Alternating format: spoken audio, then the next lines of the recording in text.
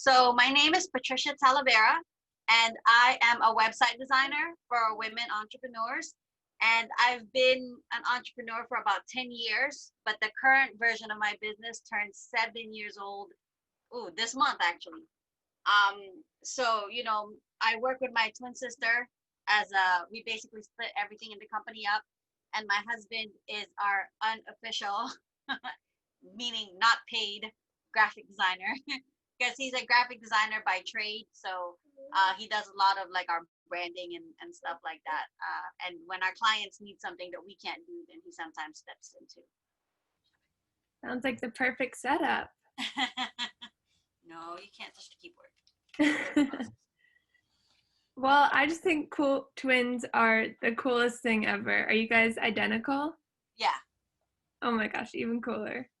Yeah. So what's it like to work with a 50-50 partner? Have you ever worked solo? No, because we've basically been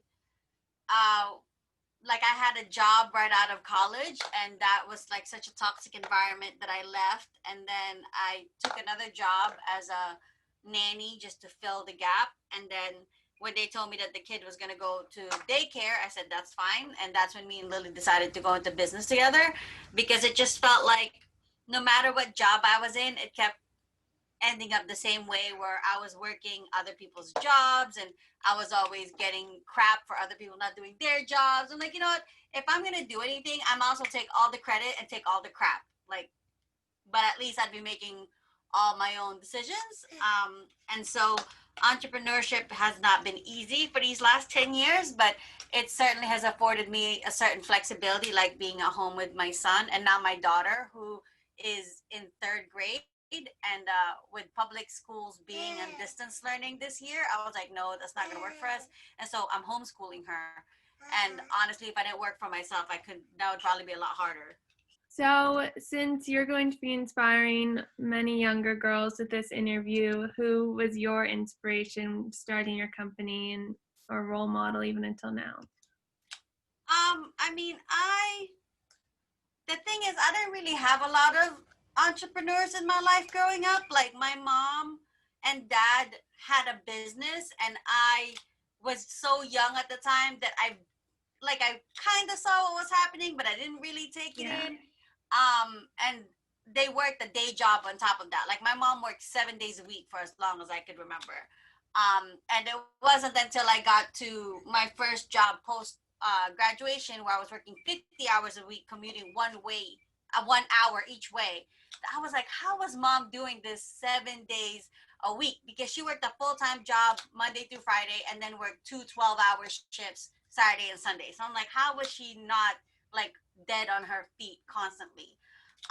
Because that was like my first taste of working like that much and doing the commuting and all that stuff. And so that was the same job that I ended up quitting after about a year, because the environment was so toxic. And so like I said, I didn't really have any entrepreneur like role models per se. And honestly, I think that's why me and my sister, we spent the first 3 years of our like entrepreneurial journey kind of like bobbing back and forth, because we didn't really have any good people to kind of see and model ourselves after. And I mean, as time passed, we met some more of those people, or we found some of them online. So there are role models like that now, but it was less so when we were starting out. Like one of the people that I really like now, her name is Denise Duffield Thomas, and she talks about money mindset for women. And mindset has been a huge thing for me and my sister, because it's like, you could have all the marketing in the world, but if you're constantly undervaluing your services or not following up with people because you don't think you're good enough, like you can have everything else in place, but if your mindset is not there, you're going to sabotage yourself over and over and over, and then try to be sitting there being like, why isn't this working? It's not working because you won't let it work. And I think a lot of people fall into that trap, honestly, that they think they're doing everything right, but then when you're like, but have you done this, they're like, no. They're like, okay. So it's like, and I'm not saying that to like say that it's anything bad about them, but it's just a matter of being aware of what you're doing and how your own thinking affects your actions. You know what I mean? Because Right. you could do all the Definitely. planning in the world, if you don't actually implement anything, it's never going to get you anywhere. Mm-hmm. Well, it sounds like you're a self-starter, and I saw you took your first computer class when you were 6. Yeah. What? How did you even Yeah. know how to type? Well, my father was a computer engineer, and he was determined for us to be into computers. So even though, and I'm sure I'm dating myself here, even though back then computers weren't a big thing yet, he was like, no, you're gonna learn computers. They're here to stick around. You're gonna learn how to do them. So when we first got to the U.S. when I was about 8 years old, computers were just starting to be a big thing, and my dad brought home these computer manuals, and he's like, here, you're gonna learn how to use Microsoft Word. I'm like, why do I need to know that? And he was like, you're gonna learn how to do it. So we had to sit there on the computer and like read through the manuals and like recreate like the practice projects in them for kicks, like for no good reason, just because. And so, me and my sister are a little bit more computer literate than the average person, because my dad was like, you are going to learn this for the sake of learning this. And so, neither me or her have a background in computers. We just decided we want to go into website design. Well, not an official background in computers. My background is in psychology, and her background is in, I think, economics and pre-law was what she went into school for. And so, not economics, something else. See, I can't even think right now. I haven't had enough coffee today. But she was going pre-law at some point and then changed her mind. So our background is not actually in computers. So everything that we do in our business has been self-taught over the last 7 years, basically. Wow, that is incredible. And how did you come up with the name? Oh, see, the funny thing is that when we decided to start this new version of our business 7 years ago, it was because we were at a conference, and we were like, stuff isn't working. And they're like, well, what do you really want to do? I'm like, I really want to do website design. So like, okay, so you should do website design. So we came up with these packages for both designing websites and providing tech support to women. And they're like, that's great. So you can save them time. So the original name was Save Your Time Biz Solutions. And then it was super long. So it became Syt Biz Solutions. And then I'm like, that's still too long. And so eventually we landed on Syt Biz. So that came from that was like an overall evolution that took several years to happen. That's a super cool story. Now you have a tale to tell. Right? Yes. So, what for some advice for the younger girls if they want to start a company but they feel like they're too young or too inexperienced, what would you say to them? I would say that honestly, you can learn anything you need to learn. I know it's overwhelming, and I would be lying if I said that disappeared. It doesn't. I'm 10 years in, and some days I'm still like, I don't know what I'm doing. So it doesn't just go away, right? But the good news is you get as much out of it as you're willing to put into it, right? So it's like, so if you want to start a business, just start it. You can always pivot, like me and my sister did. You can always bring on people to help you figure out the stuff you absolutely can't figure out. Although honestly, Google is your friend. And now even things that weren't around when I was first starting my business, or things that were around but weren't huge, like online learning, or like like PDFs and Yeah. e-courses and all that stuff. That stuff wasn't huge when I first started out, and now they're like everywhere. And granted, it's gonna take you time to kind of sift through all of it, and that's part of the issue. But I mean, everything is figure out. You can figure just about anything out. You can Google just about anything. So I understand it sounds overwhelming, but you can figure it out. If you want it badly enough and you have the right support system, you can figure it out for sure. Definitely. That was very motivational. Thank you. And Yes. what do you think is the most important first step in starting a company? I think the most important step is figuring out what you provide to people, right? Because I think there are too many people that are like, okay, well, I'm going to start a business and I'm going to be X, Y, and Z. And then when you ask them what they actually do, they're like, well, I do. And then they start listening to so long thing. And I'm like, no, like, I'm not saying that you need to come out specializing in something right away, because obviously if you're brand new, it's a little bit harder. But I think if you choose, really, I was like, I think if you choose one thing and kind of start with that. You can always add on later. But when you have too many things, one, it dilutes your message, because if you're like, I do this for this and this and this and this, like that's a lot of slashes. I stopped listening to you already. Or if you say, I am an expert at X, Y, and Z, people will be like, you're probably not an expert in all those things, Yeah. which makes me wonder if you're an expert in any of those things. Or at least that's been my experience, right? When you run into people that end up having like 50 million different focuses, you have to ask, why do you need so many? You should, you know what I mean? And it's Yeah. like, and I understand the concept of being multi-passionate. So I'm not saying you can't do more than one thing, because I work with, with established women entrepreneurs in my main business, and I have a passion project for newbie business owners. So I'm not saying you can't be multi-passionate, but I am saying in terms of like your focus, it's easier to start with one thing and then add to it down the road or change it down the road or whatever. But in terms of selling yourself, in terms of figuring out what your current game plan is and where you're going next, it's just easier to choose one thing and run with that before you start widening it and then being like, I literally don't know what I'm doing next because I have so many things that I'm trying to do. Definitely. That's a great piece of advice. I haven't heard that before, but that's really a good thing to keep in mind. And what do you think are the top 3 skills a girl needs to be a successful entrepreneur? I mean, I think in terms of skills, that's a good question. I mean, one of them is probably the ability to sell yourself, obviously, because when you're starting out as an entrepreneur, most people are doing it by themselves, so everything is on you. So unlike when you have a job and they're like, here, do this, do that, you have to be able to sell yourself and your services or your product or whatever to somebody. And there are people, including me, that are like years in and still not great at it. So I'm not saying it's something that's going to happen overnight, but it's definitely something you can't avoid, because I've seen people who are like, I want to go into business for myself, and then the time comes for them to pitch themselves and like, I don't want to do that. You can't not do that. Like that's literally most of the job until you have enough work and enough money to outsource at least some part of it. Like until that happens, it's you. It's all you have to do all this. So I think that's definitely important. I think being able to set boundaries is important. I don't know if most people would call that a skill, but I would. And Definitely. I mean, that applies to everything, right? That applies to setting boundaries with your clients to be like, I don't answer my phone at 2 o'clock in the morning because I'm not 7-Eleven and I'm not open 24 hours a day.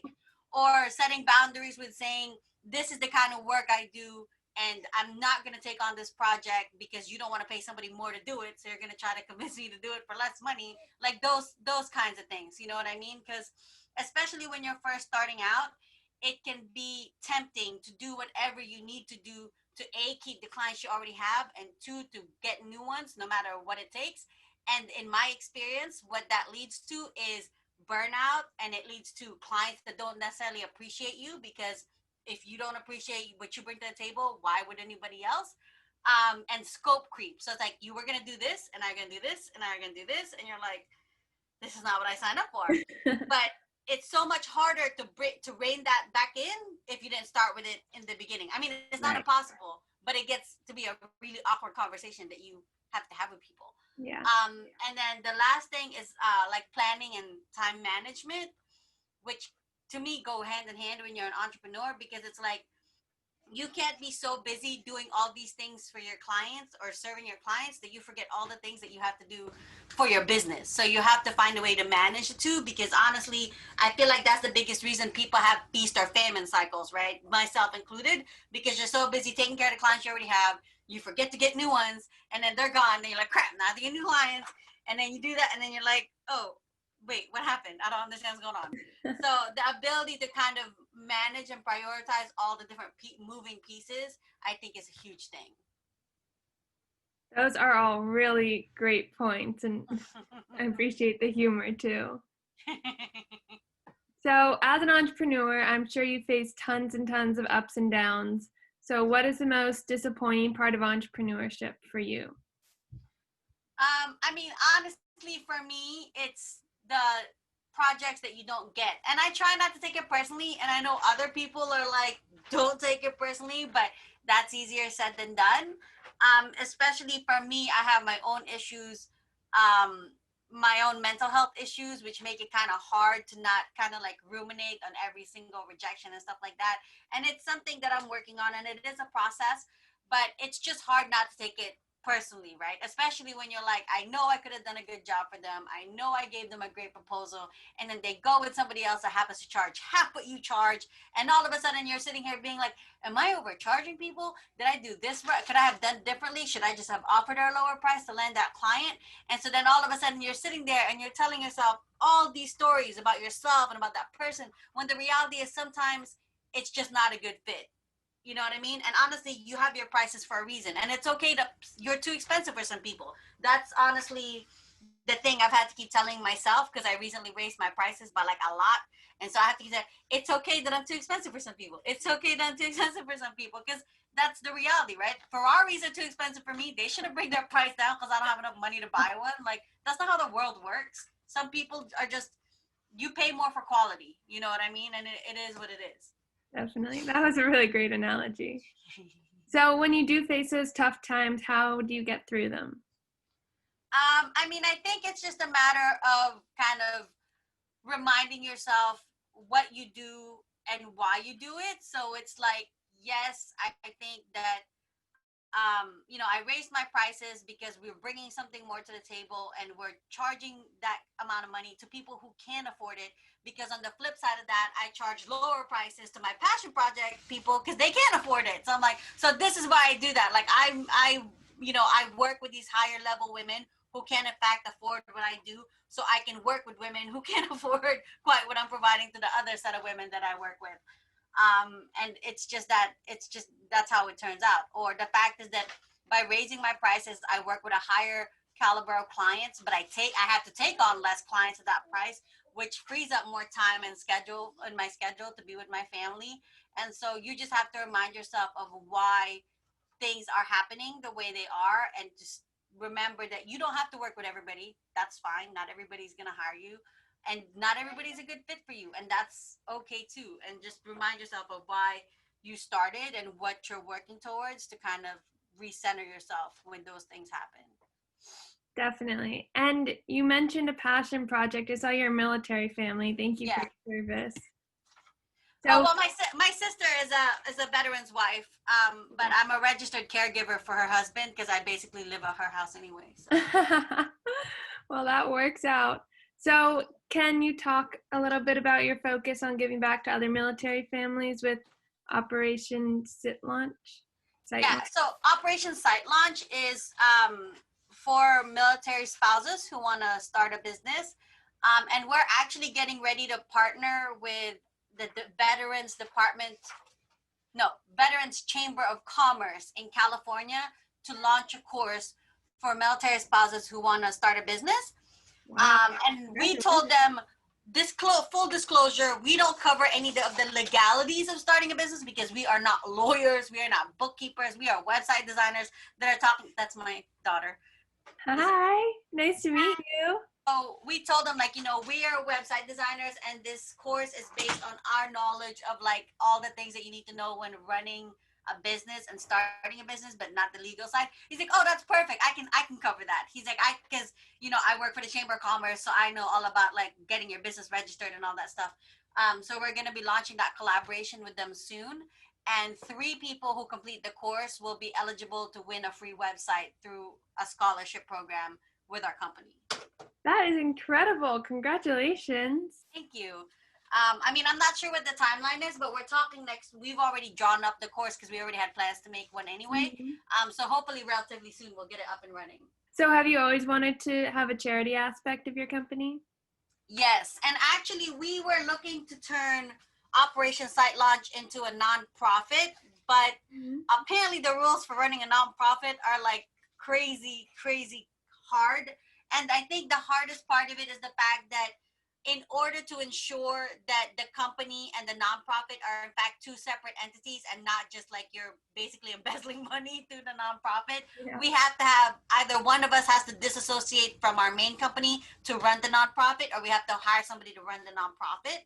And we finding the right person to hand that over to is going to be a challenge in and of itself. So that's why I'm like, okay, we're just going to put that on the back burner and find other ways to give back to the community that we don't necessarily have to be a nonprofit to do, like giving the scholarships away, like launching these courses that are more affordable for them to get started with running their business and things like that.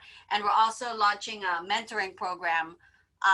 So for people who take the course and they're like, okay, I want to do this, but I need some accountability and support, then they can join our mentoring program for like the first few months of their business. That's awesome. I was reading a little bit about it on your website. It sounds like, well, so it evolved into coaching, and it sounds kind of like sweet with the mentoring. And I am trying to eventually get to kind of coaching or mentoring or offering courses. So can you talk a little bit about the process of morphing your idea and also the actual coaching side of it? Yeah, so actually it's funny because me and my sister work with these nonprofits called Horror Heroes, and what they do is they help veterans and their families that are transitioning. And one of the things that I did for them was like career counseling for people that were thinking about becoming an entrepreneur. And at first I was like, I don't know if I could do this, like who am I to do this? But they're like, no, just do it, you'll be fine. And then I started getting like really good feedback from them, and I was like, and I actually really enjoyed the sessions. And so I was like, I think this could be good. I think it could be good for us to offer this as an option to military wives who are just like, I know I want to become a business owner, but it's just so overwhelming. And the reality is that if you don't have some kind of support, it's easy to just spin your wheels indefinitely or for 3 years like we did. And so that's why I'm like, no, I think we should instead of turning Operation Site Launch into a nonprofit, we should just create more resources for military wives and provide multiple ways of supporting them as they launch and run their business.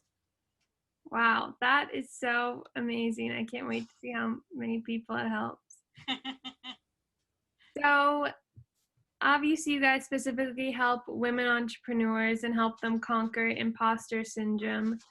So how do you handle the gender gap in the entrepreneurial space yourselves? I mean, it hasn't really been an issue for us, and I don't know if that's because I don't know why that is, but we haven't really dealt with anybody that's had an issue with the fact that we were women, and I don't think the fact that we are women has really hurt our, chances of trying to do anything. We've met with people of both genders that want to like collaborate with us and stuff like that, and we're starting to get recognized around the military community as a resource for them, and I think really yeah. And obviously that's the goal, is to become known as like a resource or whatever. And so why do you need this? Are you gonna use it? I guess I'm gonna try. Okay. That is the goal. But as far as I know, we haven't really run into any issues with it. I mean, I would be lying if I didn't think if I said it wasn't an issue for other people. But yeah. I cannot think of any specific instance where it has been an issue for us. Well, that's great. So how do you help other women with imposter syndrome?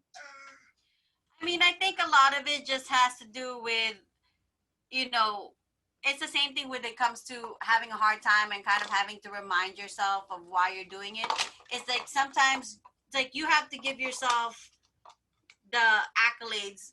I think the person that I mentioned, Denise Duffield Thomas, recently released a book called Chillpreneur, where she talks about how nobody's going to choose you, right? I know that's what you want. You want somebody to come to you and say, hey, you're good enough, do this. It's not going to happen. She was like, I chose myself as an author before other people chose me. I self-published my book, and now I have a deal with like this huge publishing house that I never would have thought was possible. It would not have been possible except that I chose myself first. And I think that's a good message for most women entrepreneurs to hear, right? Like, you keep waiting for somebody else to tell you you're good enough. You can decide you're good enough. That's okay. You can decide that you're ready for something and just go for it. And it may work, it may not work, and that's fine. I'm like, there's no amount of time spent in entrepreneurship that's going to guarantee something's going to work out. I know you think there is. I'm sorry, there's not. Like, there are plenty of people that will tell you, I had a bestseller and then a dud, and then a bestseller and a dud. There's no, like, it's not like a one-track shoot or anything. Like, you're going to have your ups and downs no matter how long you've been in it. So I think as far as imposter syndrome goes, it just, you need to choose yourself, and you need to remind yourself of how far you've come and why you're doing what you're doing in order to keep going. I actually have, I forgot who suggested this. I think it's one of the other bloggers that I followed. Me and my sister have something called our book of awesome. And we print out testimonials from our clients and stick it in there. And like places where we've been featured, and we stick it in there. So like when we start getting really down on ourselves and what isn't happening, we revisit that stuff and remember the things that we've done for people and the results that we've created for people. And that's a good way to remind ourselves, yeah, we can do this. We totally can do this. I mean, we're gonna make mistakes, and that's okay, but we can totally do this. That is such a great idea. I definitely want to try that when I grow some more businesses. And I saw you were featured in Notable Women Live, and you created a Facebook group called You've Made It. Is that the same sort of thing to help women with imposter syndrome? The Made It Facebook group is for women who want to own their expertise but have been having trouble doing it in the past, even though their clients like us have been telling them, you're so great, like you've done so much for me, but they have a hard time actually owning it. So that's what that space is about, helping them to become more visible and kind of owning their expertise and being able to step up and say, yes, I am an expert, I can do this. That sounds so helpful and powerful. That's great you guys are doing that. So how do you address diversity in your workplace? That's a good question. I think that it's a lie for people to be like, I don't think of like color or gender or anything like that. I think we all think that. I think you'd be lying if you said that you didn't think about that. But and we don't necessarily make an effort to be diverse, because I think in that point you're going in the opposite direction. So we kind of acknowledge certain things, but we also try to not give it more or less value depending what we think other people should be doing, because then that's where you get into the whole, this is the opposite way that we're supposed to be moving, you know what I mean? So like right now, me and my sister hired a virtual assistant, and she's a female living in Venezuela. And then we had to add a second person. She was admin, and we're hiring a tech person for the next part. And we're like, okay, well, we just want you to show us who you think would be a good fit for us, girl, boy, whatever. And so the first person we talked to, she seemed a little confused on multiple levels, and I'm just like, oh, like, it's not because you're a woman, because clearly I'm a woman and I do this job, but there's just something about the way you're showing up to this interview that makes me less than confident in your ability to pull this off. Our next interview was with a guy, and I think that if we had not chosen him simply because he was a guy, then that becomes a problem of, well, now you're moving in the opposite direction where you're not giving it to him because of his gender. And that's the exact opposite of what we're supposed to be trying to accomplish here. So right. It did work out that he was the better candidate, and we are going to start working with him in the next couple of weeks. So I think it's just a matter of keeping in mind who you want to do certain things and who you want to partner with, no matter what they look like or how the optics look to other people. Definitely. I cannot agree more. And on the flip side of the tough times, what is the most rewarding part of entrepreneurship for you? The most rewarding part is when we have clients come to us and say, oh, I had this big win because of you. Like we had a client who was getting ready to close her business, and then after she worked with us, she ended up launching a direct sales part of her business. Gosh. Or another client that ended up going fully self-employed after working with us. So knowing the difference that we make to people, I think that's the biggest thing, honestly. I can imagine why. And when you do reach those big accomplishments, how do you celebrate? We eat out a lot. I mean, we used to, not so much now, but honestly, a lot of our celebrations used to be tied to going out to eat, because that's just how we like to celebrate. It's a little bit trickier now because that's not a thing anymore. So we just we've been investing in ourselves a lot. Like we work with a personal trainer, and we're trying to upgrade like certain things in our life to make things easier and more streamlined, especially with like the homeschooling and the kids being home and stuff like that. Like everything just feels a million times harder. So we're just slowly kind of trying to upgrade things to make our lives run a little bit more smoothly. Well, it sounds like you're not just a business and you help other people with their all around life. So it's good that you're getting help too. So obviously you use lots of website programs, but could you give a little behind the scenes of the most useful tools and platforms you use from girls who might want to go into website design? Well, so I use WordPress to build all my websites, and we use a theme called Divi by Elegant Themes. And the reason that I like it is because it's drag and drop, and it's actually gotten even easier to use since we first started using it, because now it's like you can build it on the front end and actually see it as it's happening. So you add a picture here, you change the text here, and then you can see it exactly as you're building it. And that's super helpful. And a lot of the things that used to be really hard, like I want this to show up on a computer but not on a phone, that used to be so hard, and now it's just a matter of checking a box, hide this on tablet, hide this on desktop, hide this on mobile. And so that's what we use for all of our projects. And it's great because not only is it easier for us, it's easier for our clients, because you know, when we first started, we didn't want to get into websites because HTML websites are like a pain and a half to build, to manage, whatever. And so by the time we came back around to the idea, WordPress was getting bigger, and we're like, oh wait, you can have drag and drop websites. Okay, let's do that, because then it's easier for them to upkeep instead of them having to pay us to change every little thing that they want to change. They, you know, we can empower them to make their own changes and to manage their own website.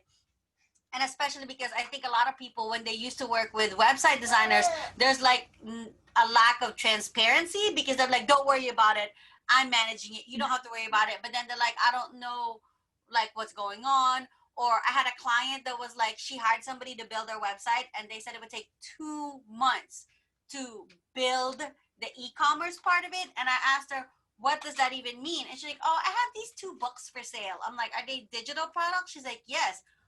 Well, it's gonna take 2 months to do that. I literally did it in 5 minutes, but she doesn't know any better, and that's the problem, right? So Right. being able to work with tools that your clients can, to some extent, understand and manage, it's a big part of like demystifying the process for them and making them feel more comfortable with the whole thing. So you know, that's why I like using the what we use basically. Well, it sounds like it's working out well. So I have a few more questions, and there's some fun ones. The first one is about time travel. So if you could go back in time to the founding of your company and give yourself a piece of advice, what would you say? Would say you should set stronger boundaries, because that caused like most of the problems in the very beginning is boundaries with ourselves, boundaries with our clients. Like stronger boundaries, I think, would have saved us a lot of time and effort, that's for sure. And I have a bonus question. What is your favorite word? That's a good question. I don't know that I have one. I feel like I probably use the word okay way too much in my life, both personally and business wise, so that would probably qualify as well. I feel like if you go through all my text messages with my sister, of which there are like thousands of, probably like 50% of them have some version of okay in them. That's probably it. That's a good choice then. And lastly, can you share a funny story from your career? A funny story from my career.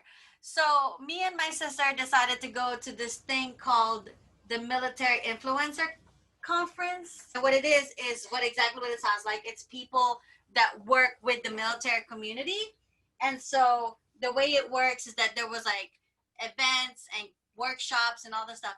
And so me and my sister went to a workshop, and the workshop was I think it was about like learning how to outsource your business or something like that. And when we walked in the room, somebody was like, oh, hey, I know you. And I was like, what? She's like, I've seen you and your sister on LinkedIn. She's like, you guys are like the tech twins. And I was like, oh, I didn't know anybody was starting to recognize me. I feel kind of famous now. So that was kind of awesome. Wow, cool. I was like, no, seriously, I didn't know people like recognize them. That's cool. Tech twins, that's a good tagline. No, are you laughing too? Yeah, that was funny. You think that's funny too? Yeah. Well, those are all my questions. Do you have anything else you want to add, or any last piece of advice for the girls? Honestly, I think my biggest piece of advice for them would just be to go for it, right? Because there's no such thing as guaranteed success, and I understand that. But I think, you know, Jim Carrey said it best when he was like, you can fail at the stuff you don't like. You might as well fail at the stuff you love, which is true, right? You could go to a job, give it your all, and get laid off tomorrow because they changed their mind about wanting to be in business, or they spent all their money wrong, or name a reason. They could close tomorrow and it wouldn't mean anything for you because all you've done is give somebody else everything that you've got to give, and sometimes even your health. Because when I was at that job, when I was 21, I was having physical symptoms from stress, and that's why I quit. Like, I lost weight. I lost like 15 pounds without trying. I was so stressed out from that job. And so, you know, you can give your all to somebody else's dream and somebody else's vision and get absolutely nothing from it except a paycheck. And then they can decide tomorrow to let you go, and you'd have nothing to show for it. So I understand that going into business for yourself is scary and there's no guaranteed chance of success, but I think it's worth a try. If you have a vision and you have something that you want to give back to this world and create, like, I think you should go for it. 100%. Thank you so much for your time today, Patricia. I'm so You're excited to welcome. share this video and that story.